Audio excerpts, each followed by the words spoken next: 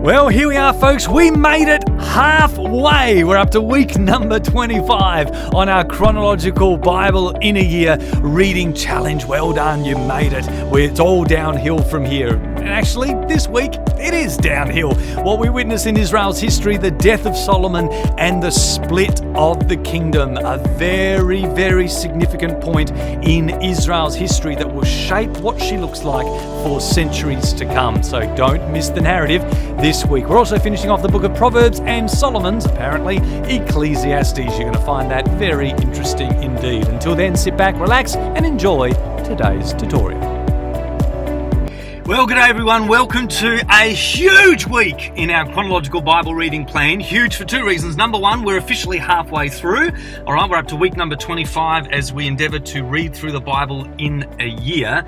But it's not only big in regards to our progress, it's also a huge week in regards to our chronology. This week, we see something significant that takes place that literally affects the whole rest of the biblical narrative. And so what we're reading this week is super important. Effectively, there are three aspects to our readings this week. The first thing we're going to do is finish off the book of Proverbs, the last 7 chapters. I won't say anything about that because I commented on that a couple of weeks ago at length.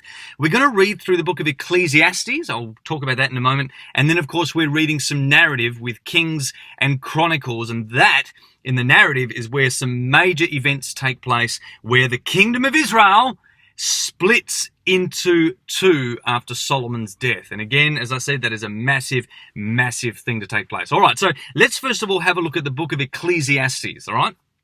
Ecclesiastes is in our readings this week because it is often attributed to King Solomon, although it's highly unlikely he actually wrote it, or at least wrote all of it, all right?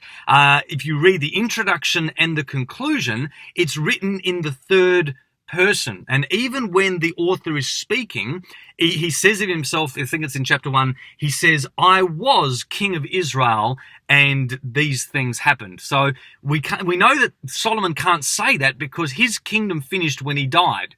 So he can't be writing this from his grave saying, I was the king of Israel, all right? So it's quite possible that what this is a fictional autobiography, all right? Essentially, that's where someone, an autonomous writer, takes on the persona of Solomon and writes from his perspective. Not really Solomon, but writes from King Solomon's perspective, as it were, pretending to be him. So that's why he can say, when I was the king of Israel. Okay, so that's one of the theories.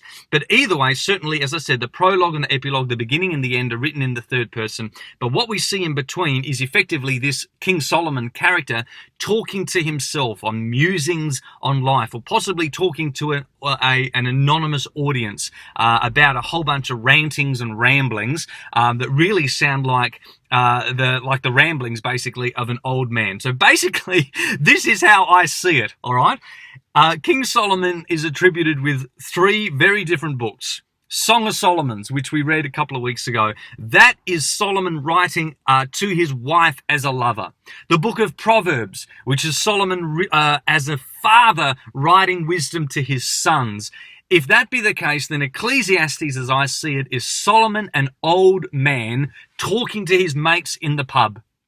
Ranting, raving, and ramblings of an old man on life as he has experienced it, where he is well beyond ideology. And basically, it reminds me, as I read Ecclesiastes this week, of the old saying that says there are 2 things guaranteed in life. Number 1, death, you're going to die. And number 2, taxes, all right? You're going to pay taxes. I'm sure you've heard that saying before. Well, in Ecclesiastes, the summary of the book basically is this. There's 3 things guaranteed in life. You're going to get old, you're going to die, and basically stuff happens in life, okay? Random stuff will happen to you. And essentially, it is the writings of a philosopher that knows that there is no great ideology that makes everything in life make sense. And so that's how I kind of picture it, as a man, an old man chatting with his mates, just rambling on about his experiences in life. I hope that's not demeaning of the book, but basically, if you're in a melancholic mood, okay, Ecclesiastes is the book for you. There are some nuggets of great truth in there, as there is whenever you talk to an old man. He'll come out with some great nuggets of truth, but it's interspersed with a whole bunch of melancholy and, other sort of ramblings, really. So anyway, I hope you enjoy Ecclesiastes. What I do insist this week is that you sit down and read it through in one sitting. And if you want to do more research about it as to who the author might be, as to why it's included in our Bible in the first place, because there has been debate about that in the past, then I'll leave that to you to Google. But please, read through Ecclesiastes. It'll take you about 20 to 30 minutes, all right? Read it through in one sitting. All right, so that's that. Now, we get to the big event of the week, the narrative. 1 Kings 10 to 14 and 2 Chronicles 9 to 12. We have an epic thing take place this week where Solomon, the great and powerful Solomon, disobeys God, is rebuked by a prophet, and then he dies and his kingdom is split. Those three things. He disobeys God, is rebuked by a prophet, and he dies, and his kingdom, the kingdom of Israel, is split into two. Let's look at those three things as they take place. First of all, we see this week. Solomon, the great, powerful, and wealthy man, disobeys the very three things that Moses warned about in Deuteronomy 17, hundreds of years earlier. When you go back and read Deuteronomy 17, before Moses died, he said, when you ask for a king, Israel, make sure he doesn't acquire a great number of horses, and particularly horses from Egypt. Well, we find out this week, Solomon does exactly that. Moses said, make sure that this man, this king that you have, doesn't give himself acquire a great number of wives, or else those women will lead his heart astray into idolatry like Eve did with Adam. Well, that's exactly what we find out happens with King Solomon. And the other thing Moses said was, make sure that this king does not acquire huge amounts of gold and silver. And yet again, that is exactly what we see Solomon doing. So 3 strikes, Solomon is out. He has disobeyed what Moses prophesied way back in Deuteronomy 17. So what happens? Well, the second thing that we see this week is that he is confronted by a prophet called Ahijah. Now, this is really interesting because what we start to see happen, or what we see happen here, is the ministry of the prophets like prosecuting attorneys. All right, listen. Moses penned the law. He was the lawgiver. The prophets come to God's people and to God's kings especially, and they prosecute that law. They act like a lawyer that has God's kings up in the dock and says, this is how you've disobeyed the law, and therefore this is the consequence that's going to come to you. Remember, that is one of the major roles of the Old Testament prophets. They are like prosecuting attorneys for the Old Covenant. Well, that's what Ahijah does. He comes to Solomon. He says, because you've disobeyed in these areas, you've gone to worship other gods because of your many wives, God is going to take the kingdom away from you.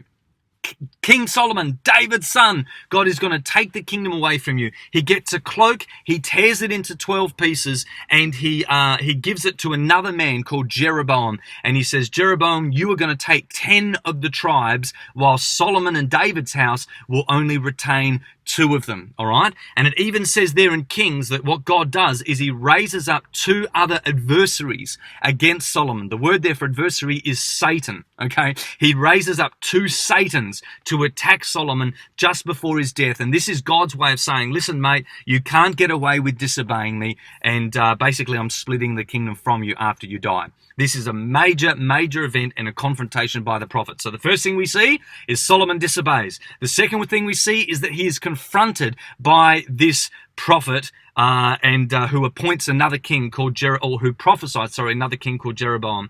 And the third thing we see happen is that takes place. Literally, Solomon dies and the kingdom is split into 2. Now, this takes place, no coincidence, at a place called Shechem. Okay, Shechem is when Joshua came into the promised land, and remember they had 2 mountains where they pronounced blessings and curses to one another. That's where Shechem is. It's on the mountain of, at the foot of the mountain of curses, where Joshua said, as soon as they came into the promised land, if you disobey, God will curse you. That is where the kingdom split happens. It's where Joshua, when he died, gathered all of Israel together to say, don't forget, when you disobey, God will curse you and the kingdom will be destroyed if you disobey. It is at Shechem where the split of the kingdom takes place this week. And what we see is a splitting of the 13 tribes. Remember, while we often talk about the 12 tribes of Israel, officially Israel is 13 tribes because of the Levites who are priests. So what we see happen is Judah, and Benjamin. Judah is where David and Solomon are from. Judah and Benjamin and all the priestly Levites that are scattered around the land, they all come back to Jerusalem and Judah and live there. So we've got 3 tribes in the south and 10 tribes in the north. They split. They each have their own kings. Okay, so God's people are now 2 kingdoms. Judah in the south and Israel, the majority, now in the north, the 10 northern tribes. And we read this week that these people, while these 2 kings, Jeroboam and Rehoboam, existed side by side, there was consistent friction. My friends, listen to me. I cannot stress the importance of this week's readings enough. Here's what we've seen happen. From Genesis, we had the age of the ancients, from Adam to Abraham. We then had the age of the patriarchs, Abraham through to Joseph in Egypt. We then had the age of the judges leading from Moses all the way through to Samuel. Samuel then brings in the age of the kingdom.